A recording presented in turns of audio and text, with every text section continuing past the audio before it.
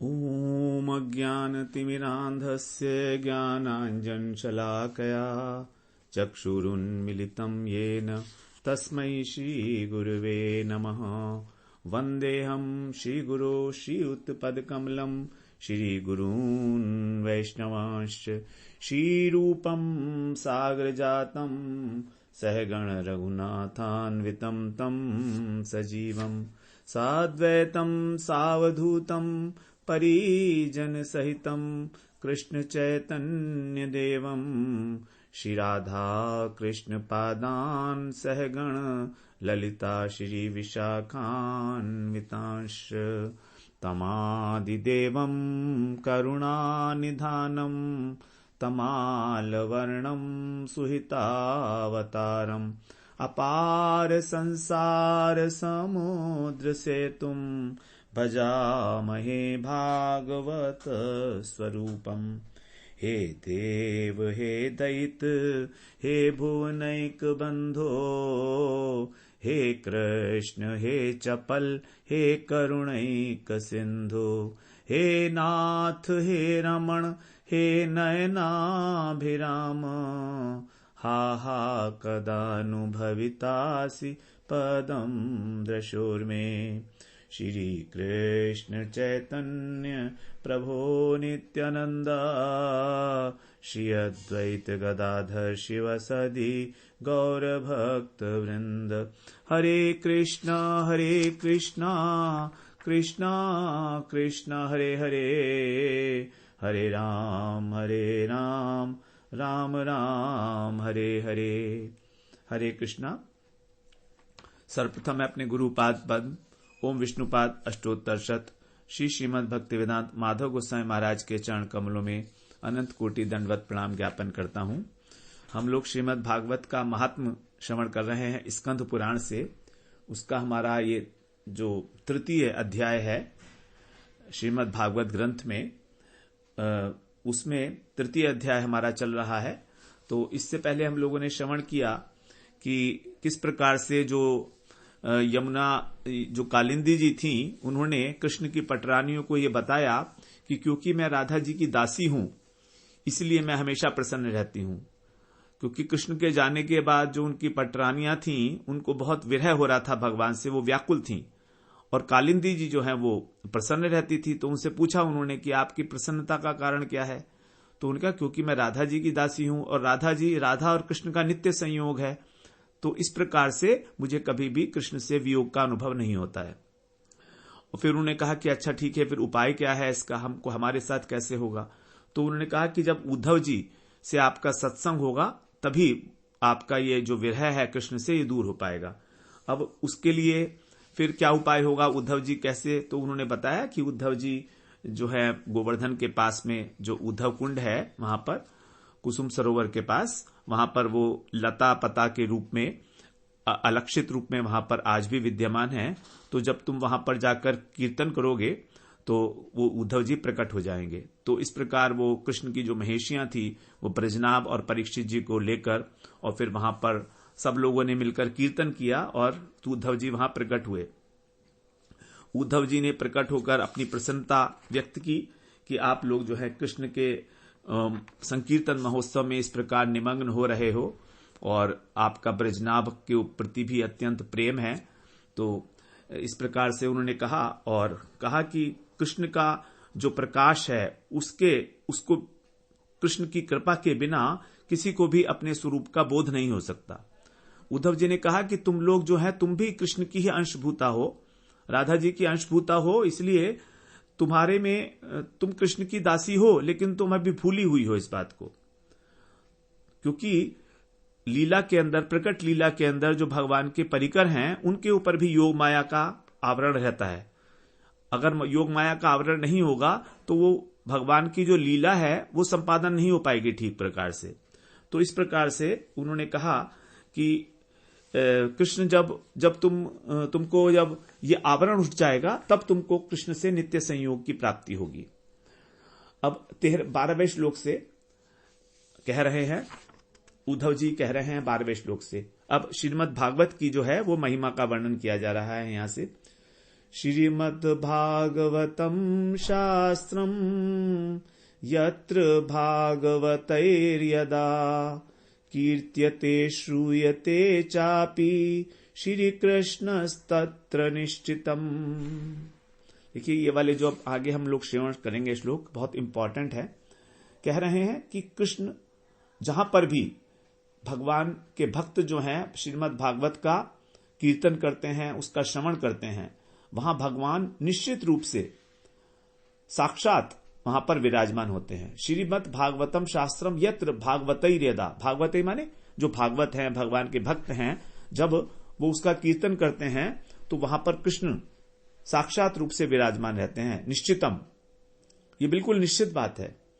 13वें श्लोक में कह रहे हैं श्रीमद् भागवतम यत्र श्लोकम श्लोकार्धमेव च तत्रापि भगवान कृष्णो वल्लवीभिर्विराजते। जहां पर श्रीमद् भागवत के एक या आधे श्लोक का भी पाठ होता है। देखिए कितनी कितनी महत्वपूर्ण बात है। उद्धव जी भगवान के हृदय को सब प्रकार से जानने वाले हैं और वो इस प्रकार से कह रहे हैं कि जहां पर भागवत के एक या आधे श्लोक का भी पाठ होता है वहां पर कृष्ण अपनी गोपियों के साथ विराजमान रहते हैं।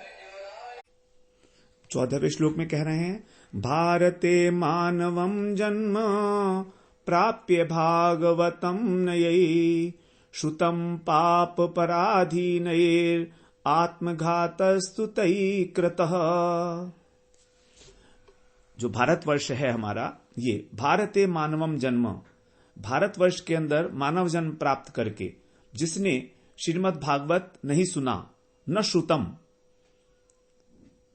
जिसने श्रीमद् भागवत नहीं सुना है तो उसने तो क्या किया है, उस पापी व्यक्ति ने पाप के अधीन होकर, पाप पराधीन नहीं, क्योंकि केवल पापी व्यक्ति ही भागवत जो है नहीं सुनेंगे तो पापी व्यक्ति की इच्छा ही नहीं होगी, उसके अंदर रुचि ही नहीं आएगी, जिज्ञासा ही नहीं होगी। तो पाप पराधीनैर आत्मघातस्तु तै कृतः, वो तो वास्तव में आत्मघाती ही है, अपनी आत्मा का हनन करने वाला है। क्योंकि बिना भागवत सुने, बिना भागवत का श्रवण किए, उसका अध्ययन किए, उसका अनुशीलन किए, हम अपने आत्मा का उद्धार नहीं कर सकते, नहीं कर सकते, नहीं कर सकते। क्योंकि श्रीमद् भागवत के अंदर ही भगवान के नाम की महिमा का वर्णन होगा और भगवान के नाम की महिमा ही सर्वोपरि है।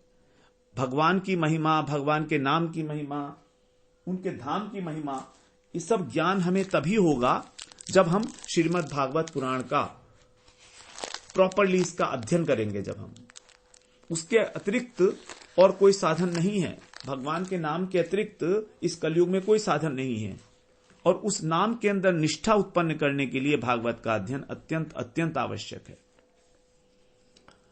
श्रीमद् भागवतम शास्त्रम नित्यम यई परिसेवितम पितुर्मातुष्य भार्याया कुल पंक्ति सुतारिता। देखिए यहां पर प्रत्येक, हम पद्म पुराण में भागवत की महिमा सुनाए हैं, कितनी अधिक बताई गई है और यहां पर और भी उससे अधिक बता रहे हैं। श्रीमद् भागवतम शास्त्रम नित्यम यही परिसेवितम, जहां पर श्रीमद् भागवत पुराण का नित्य परिसेवन होता है, अनुशीलन होता है। जिन बड़भागियों के घर में, यहां पर लिखा है बड़भागियों के घर में, वो बड़े भाग्यशाली हैं। ये हमारा बड़ा सौभाग्य है, हमारे गुरु की बड़ी कृपा है, गुरु जी की, कि हम पर उन्होंने इस प्रकार कहा है कि आप श्रीमद् भागवत का पाठ करो, उसका अध्ययन करो। जहां पर श्रीमद् भागवत का नित्य सेवन होता है, सेवन का मतलब उसका श्रवण, उसका कीर्तन, उसका स्मरण, उसका अर्चन, वहां पर क्या है, पितु मातुश्च भार्याश्च, पिता, माता और भार्या, पत्नी, कुल पंक्ति ही, इन तीनों के कुल का, पिता के कुल का, माता के कुल का और पत्नी के कुल का भली भांति उद्धार हो जाता है। सुतारिता, सुतारिता है, केवल तरण नहीं है, सम्यक रूपेण तरण है, सुतारिता।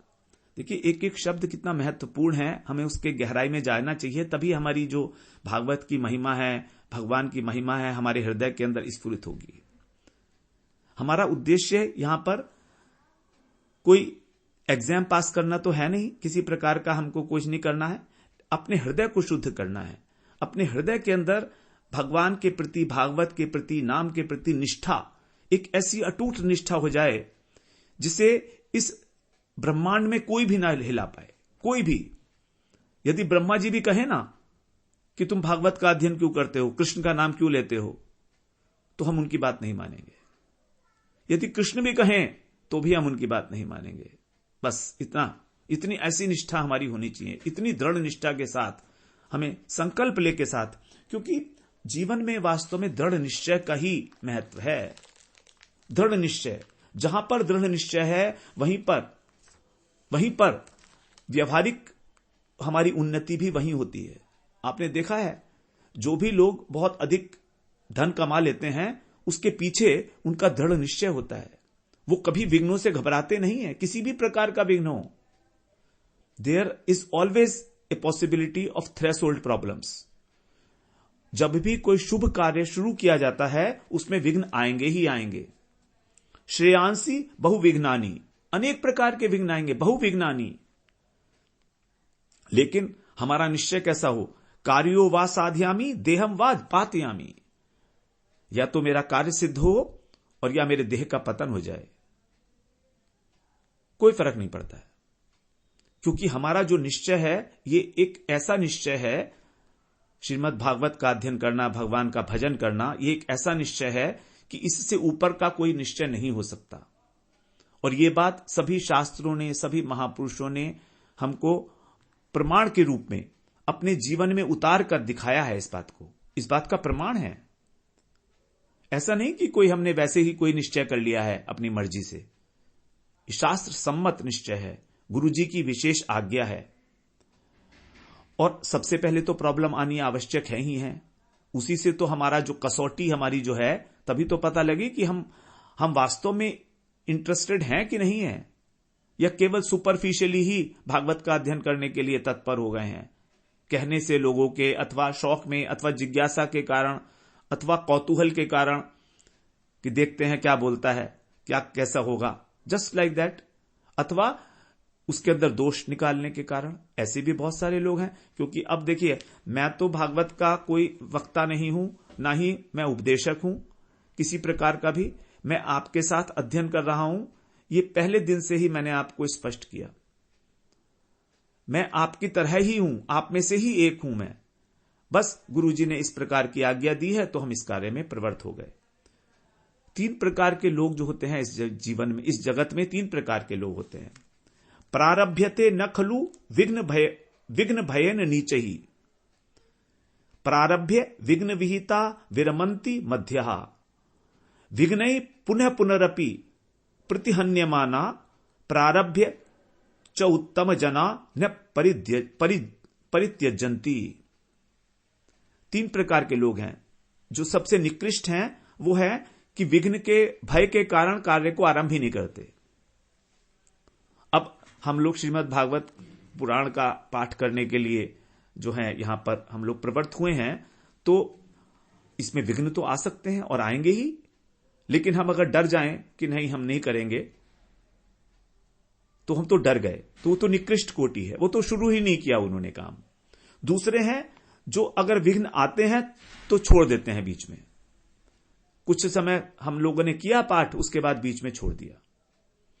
तीसरे हैं, चाहे विघ्न बार बार आते रहें, चाहे बीमारी हो, चाहे हमारा कुछ भी हो, है ना, हम इसको नहीं छोड़ेंगे। प्रतिहन्य माना, बार बार हमारे ऊपर विघ्न जो है आकर परेशान कर रहे हैं हमको। प्रारब्ध जो है न परित्यजन्ति, वो उसको छोड़ते नहीं है जो उन्होंने आरंभ कर दिया। वही लोग उत्तम हैं। तो निकृष्ट हैं, सबसे कनिष्ठ हैं, फिर मध्यम है और फिर उत्तम है। इस प्रकार से 3 प्रकार के लोग हैं। तो ये तो हमें डिसाइड करना है हम कहां किस कैटेगरी में हैं। और हमारे पास एक उदाहरण है, हम लोगों ने श्रीमद् भगवद गीता का अध्ययन किया, उसमें हमें 2 वर्ष 10 महीने लगे हैं पूरे, और उसमें से एक भी दिन हम लोगों ने बीच में गैप नहीं किया है। तो ये गुरु जी की कृपा है हमारे ऊपर। तो गुरु की कृपा से ही ये निर्विघ्न हमारा जो कार्य है इस प्रकार का ये संपन्न होगा, और हमें विश्वास है इस बात का। तो इसीलिए कह रहा है नित्य यही परिसेवितम, जो इसका नित्य सेवन करते हैं, वो अपने पिता का, माता का और पत्नी के सब कुलों का पंक्ति भी भली भांति उद्धार करते हैं, और पंक्ति भी मतलब लाइन की लाइन, होल लाइनेज। बड़ी आश्चर्यचकित बात है, केवल इस लोभ के कारण ही हम श्रीमद् भागवत का अध्ययन करें। आगे कह रहे हैं 16वें श्लोक में, विद्या प्रकाशो विप्राणाम राज्ञाम शत्रुजयो विशाम धनम स्वास्थ्यम च शूद्राणाम श्रीमद् भागवतात् भवेत्। ये सब अब भागवत श्रवण के गौण फल बता रहे हैं। ये उद्धार होना, धन की प्राप्ति होना, ये सब गौण फल हैं भागवत के। भागवत का मुख्य फल तो कृष्ण प्रेम की प्राप्ति है, कृष्ण प्राप्ति करम।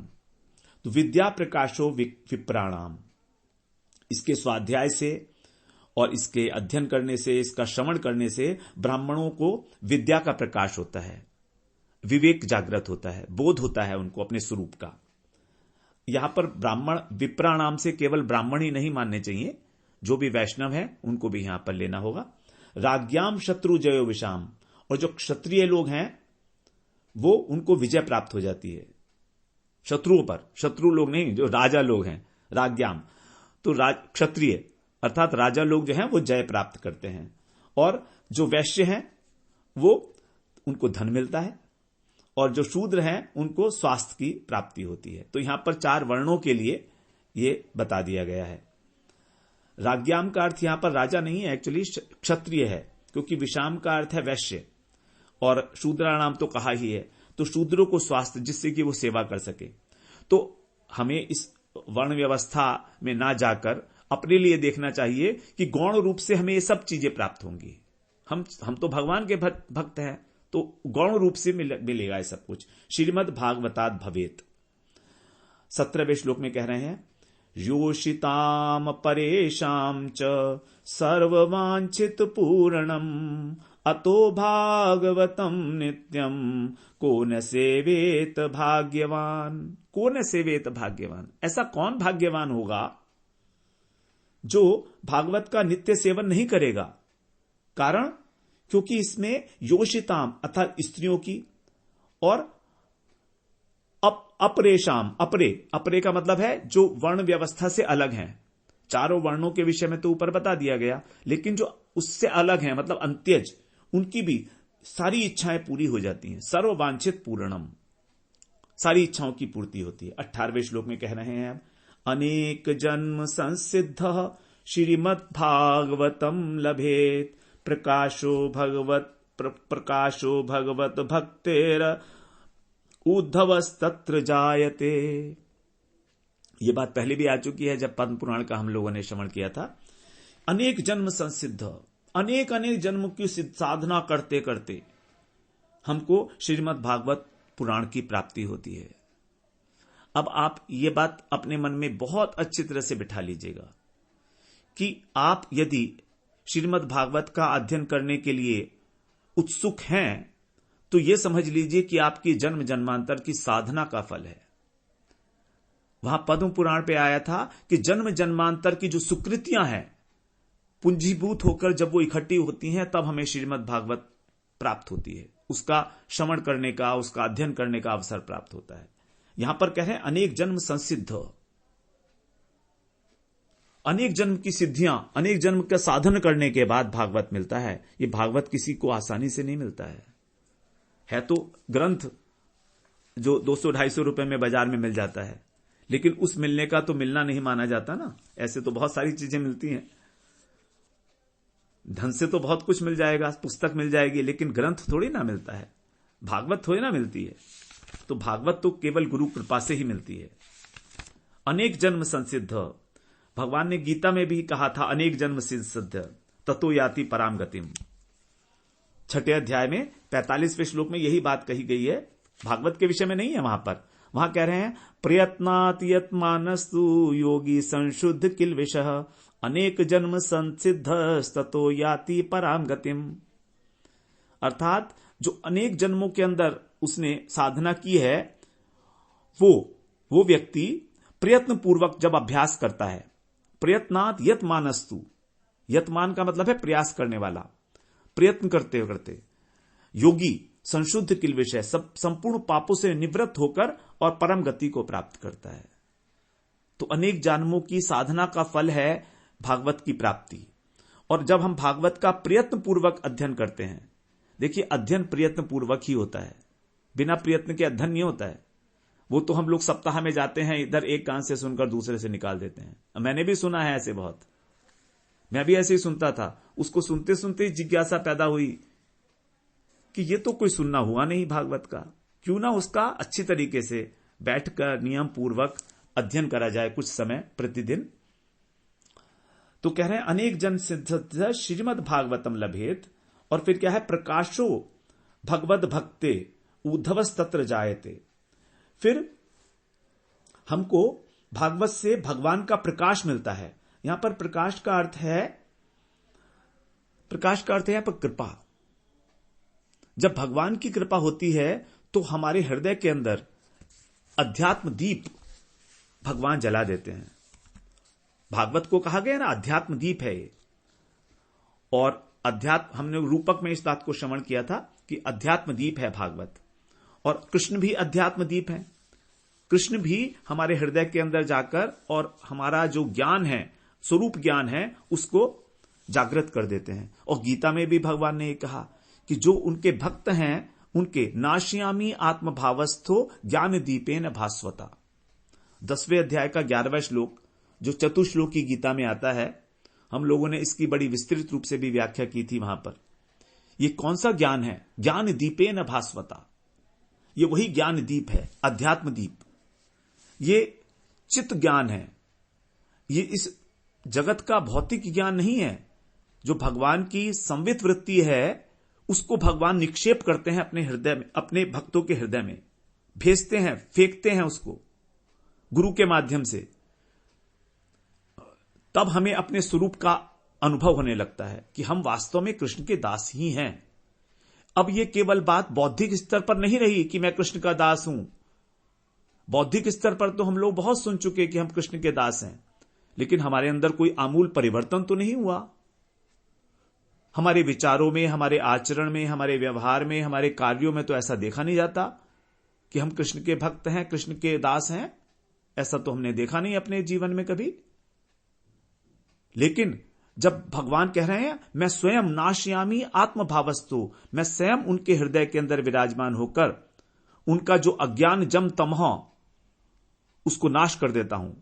और कैसे करता हूं? तेषामेव अनुकंपार्थम, उन लोगों के ऊपर विशेष कृपा करके, अनुकंपार्थम, उनके ऊपर विशेष अनुग्रह करने के लिए मैं उनके हृदय में स्थित होकर ज्ञान दीप जलाकर उनके हृदय का जो अंधकार है, आवरण है, हमारे हृदय में जो 3 दोष हैं, मल, विक्षेप और आवरण, इन तीनों का नाश करते हैं। अब देखिए, थोड़ी सी चर्चा बीच में करनी आवश्यक है, इंपॉर्टेंट भी है यहां पर, क्योंकि प्रसंग है प्रकाश का। यह प्रकाश कौन सा प्रकाश है, इस बात को थोड़ा सा समझें। हमारे अंतःकरण में 3 प्रकार के दोष हैं। बिल्कुल शांत चित्त से हम लोग इस बात को समझने का प्रयास करते हैं। बहुत साधारण सी भाषा है और बहुत कम शब्दों में। हमारे हृदय के अंदर 3 प्रकार का मल बताया गया है अंतःकरण में। मल, विक्षेप और आवरण, इनके 3 नाम हैं।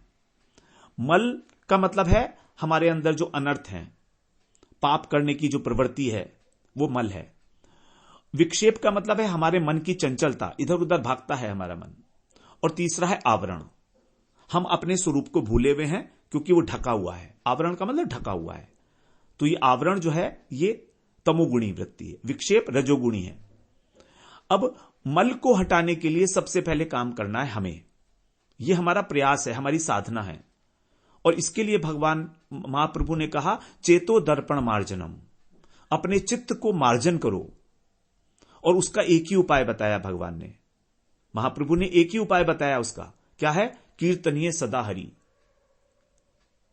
विजयते श्री कृष्ण संकीर्तनम। जो शिक्षाष्टक का पहला श्लोक है उसका सबसे पहला पद है चेतो दर्पण मार्जनम, और अंतिम है विजयते श्री कृष्ण संकीर्तनम। जब श्री कृष्ण के नाम का संकीर्तन होगा तो हमारे चित्त का मार्जन होगा, हमारे चित्त के अंदर जो मल है वो नाश होगा। ये काम हमको करना है, ये भगवान नहीं करेंगे। अब दूसरी बात है विक्षेप।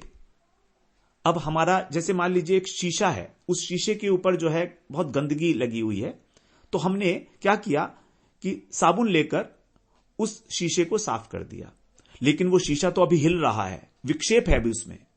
हमारा चित्त भी ऐसे, हमारा मन भी ऐसे अभी हिल रहा है, चंचल है। गीता में भगवान से पूछा था ना, अर्जुन ने कहा था कि ये चित्त तो बड़ा, मेरा मन तो बड़ा चंचल है, इसको कैसे रोकेंगे? तो भगवान ने क्या कहा था? अभ्यास और वैराग्य से रोकेंगे। लेकिन यहां भजन मार्ग में बड़ा आसान सा तरीका है चित्त की चंचलता को रोकने का। चित्त की चंचलता को रोकने का सबसे आसान तरीका है साधु संग। साधु संग, साधु संग में क्या होगा? वो उस शीशे को जो हिल रहा है, हमारे मन का दर्पण, उसको पेंच लगाकर फिक्स कर देंगे। बस इतना सही तो है। आप समझ रहे हैं ना बात को? शीशे के अंदर पेंच लगा देंगे तो हिलना बंद हो जाएगा। अब शीशे के अंदर पेंच लगा देंगे, इसका क्या मतलब हुआ? इसका मतलब यह हुआ कि वो हमें भजन की पद्धति में बांध देंगे कि तुमको बिल्कुल समय ही नहीं मिलेगा, अब भजन करो सुबह से शाम तक। इतना बड़ा हमें प्रोसीजर बता देंगे वो कि सुबह को मंगला आरती करोगे, उसके बाद भगवान का कीर्तन करोगे, भगवान के पदों का जाप करोगे, उसके बाद माला करोगे, आप 64 माला 1 लाख माला करोगे, उसके बाद भागवत का पाठ करोगे, उसके बाद भगवान को भोग लगाओगे, मध्याह्न आरती करोगे, उसके बाद फिर थोड़ा विश्राम करके शाम को जो है फिर आप भगवान का कीर्तन करेंगे नाम का, फिर संध्या आरती होगी, फिर किसी और ग्रंथ का अथवा इष्ट गोष्ठी करोगे। कहां समय मिलेगा? तो ये हो गया फिक्स करना। अब हमारा मन जो है फिक्स हो गया, अब ये काम करेगा ही करेगा। मन को 1 मिनट भी खाली नहीं छोड़ा उन्होंने। मन चंचल तभी होगा जब वो खाली होगा, और वो खाली है ही नहीं तो बेचारा चंचल कैसे होगा? तो ये विक्षेप नाश हो गया। अभी भी एक आवरण रह गया है। अभी ये आवरण जो है, ये आवरण तीसरा, ये अभी रह गया है कि इससे हमारा स्वरूप ढका हुआ है। अभी उस शीशे के आगे अब शीशा हिल भी नहीं रहा है, शीशा साफ भी हो गया है, लेकिन माया का जो पर्दा पड़ा हुआ है वो कौन करेगा? वो भगवान करेंगे। उसी को कह रहे हैं भगवान, नाश्यामी आत्म भावस्थो ज्ञान दीपेन भास्वता। जब भगवान वो अध्यात्म दीप, वो दीपक जलाएंगे ज्ञान का, तो हमारा जो ये माया का पर्दा है ये नष्ट हो जाएगा और हमें अपने स्वरूप की उपलब्धि हो जाएगी। ये बड़ा आसान सा समझने के लिए है। मल, विक्षेप और आवरण, इनको क्रमशः कैसे साफ करना है? मल हमारे को साफ करना है, विक्षेप अनुगत्य में होगा गुरु जी के और साधुओं के, वैष्णवों के। उसके बाद आवरण की चिंता हमें नहीं करनी है। हमें चिंता तो वास्तव में विक्षेप की भी नहीं करनी है, कि उसकी चिंता तो गुरु जी करेंगे, हम तो उनका अनुगत्य करेंगे। हमें तो और कुछ आता नहीं है। हम तो वैष्णवों का अनुगत्य करेंगे, सिर्फ वैष्णव संग करेंगे, साधु संग करेंगे। उनकी, हमारा एक ही काम है, केवल साबुन लेके, पानी लेके और शीशे को साफ कर देना, बस इतना। और उसके लिए बड़ा आसान साधन बता रखा है, नाम जप। भगवान के नाम का जप करते रहो, करते रहो, करते रहो, करते रहो।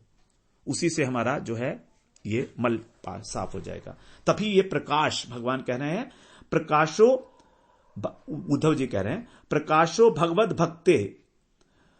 भगवान के जो भक्त हैं उनसे ये मिलता है। यहां पर भागवत जो है, भागवत के साथ भगवत भक्ते, भगवत भक्ते मतलब भगवान के भक्तों से प्रकाश मिलता है। इसी को कहा ना उद्धवस तत्र जायते, इसीलिए वहां पर उद्धव जी उत्पन्न हो गए, प्रकाशित हो गए ना। जब उन्होंने, महिषियों ने नाम का संकीर्तन किया, तो आप ये समझ लीजिए पहली स्थिति है मल, मल साफ हो गया। अब मल के साफ होने पर उद्धव जी आ गए, तो साधु मिल गए, साधु संग हो गया। अब साधु ने जो है उनको फिक्स कर देना है, उनका विक्षेप खत्म हो जाएगा, मन का शांत चित्त हो गए अब सब। अब वो आवरण जो है भगवान, वो उद्धव जी, अब भगवान जो गुरु जी हैं हमारे, जो वैष्णव हैं, वो हमको भगवान के चरणों में समर्पित कर देंगे, तो वो आवरण का दोष खत्म हो जाएगा। इस प्रकार हमें यहां कहा ना, तभी तो वहां पर उद्धव जी आ गए, उद्धवस तत्र जायते। अब आगे कह रहे हैं सांख्यायन प्रसादाप्तम श्रीमद् भागवतम पुरा बृहस्पतिर्दत्तवान् मे तेनाहम कृष्ण वल्लभ। पूर्व काल में ये सांख्यायन जी की कृपा से भागवत बृहस्पति जी को मिला। बृहस्पति जी सांख्यायन ऋषि से भागवत का श्रवण किया और सांख्यायन जी ने इसको अनंत शेष जो शेष भगवान है उनके मुख से श्रवण किया था भागवत। तो ये परंपरा है, ये वाली परंपरा अलग है, इसका यहां वर्णन नहीं है आगे। लेकिन सांख्यायन ने बृहस्पति जी को बताया और बृहस्पति जी ने उद्धव जी को बताया। इसीलिए वो कह रहे हैं इसके कारण ही मैं कृष्ण का प्रिय सखा बन सका हूं। देखिए कितनी बड़ी बात है। अगर हमें कृष्ण से मित्रता करनी है, कृष्ण से अपनापन करना है, तो भागवत में तो पढ़ना ही पड़ेगा, और कोई साधन तो नहीं है। कह दिया उद्धव जी ने कह दिया कि मैं भगवान का सखा, इतना प्रिय सखा क्यों हूं। और आपको पता होगा उद्धव जी भगवान के सखा इतने प्रिय हैं, अर्जुन से भी प्रिय हैं, ऐसा लगता है। जब भी वहां पर किसी प्रकार का कोई भेदभाव नहीं है, ऊंच नीच, लेकिन क्योंकि उद्धव जी से भगवान ने गीत यहां पर 11वें स्कंद में जो बातें कही हैं वो अर्जुन से नहीं कही। वहां पर हो सकता है वहां स्थिति भी इस प्रकार की नहीं थी, युद्ध का प्रसंग था। अब यहां पर तो बिल्कुल कोई समय की सीमा नहीं थी, तो भगवान ने बहुत खुलकर सारी बातें उद्धव जी को 11वें स्कंद में हम लोग उसे श्रवण करेंगे जब पहुंचेंगे वहां पर। कब पहुंचेंगे पता नहीं है।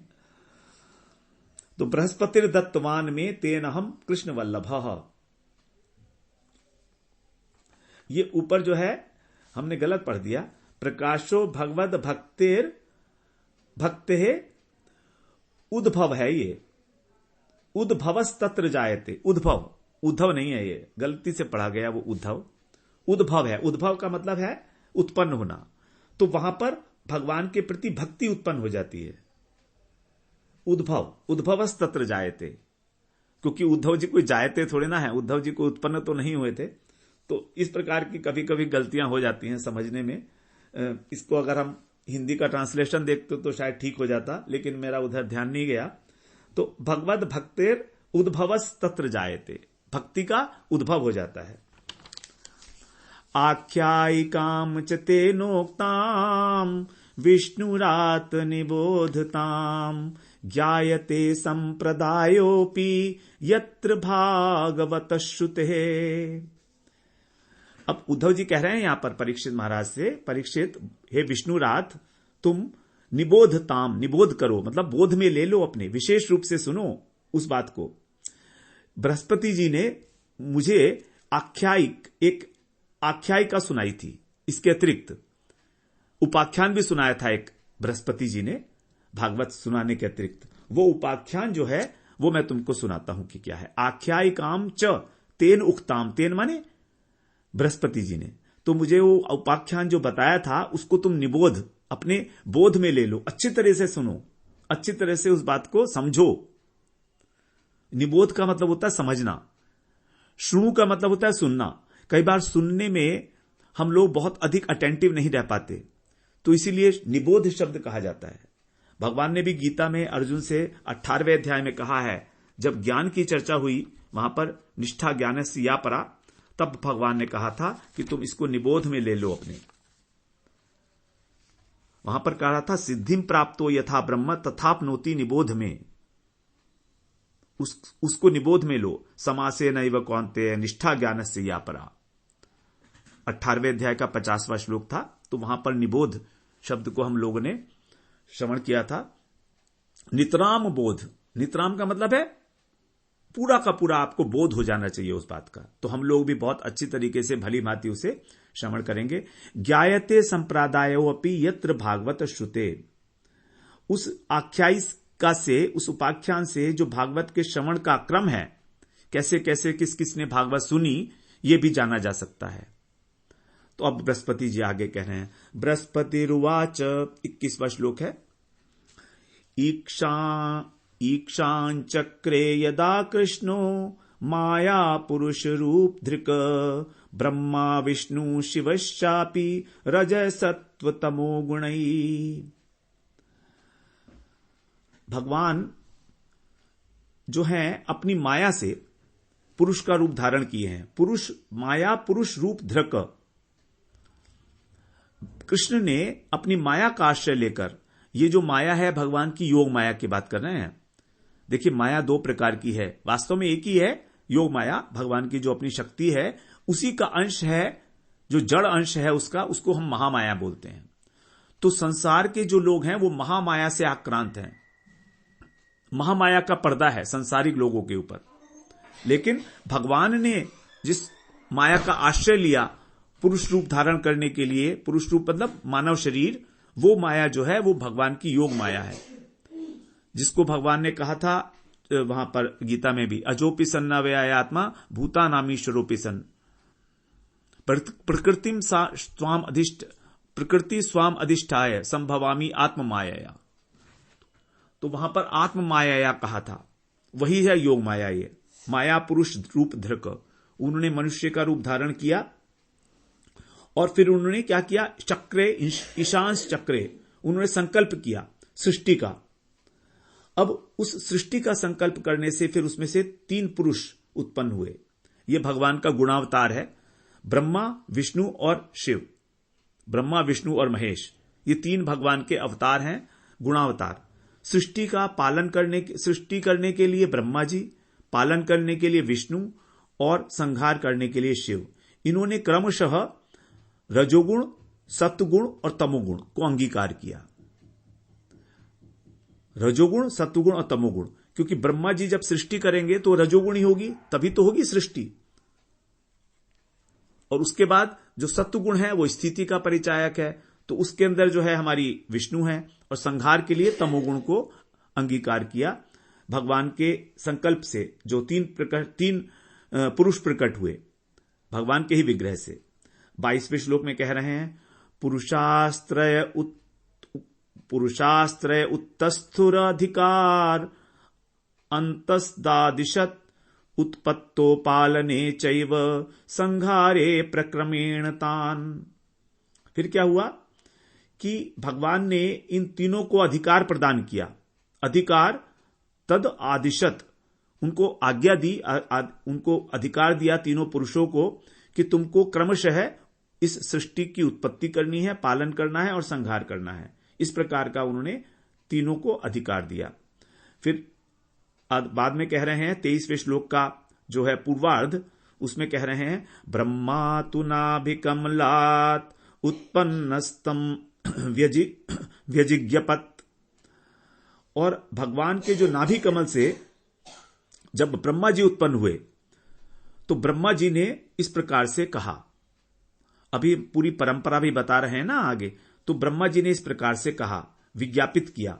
ज्ञपत क्या किया वो हम लोग फिर कल से श्रवण करते हैं।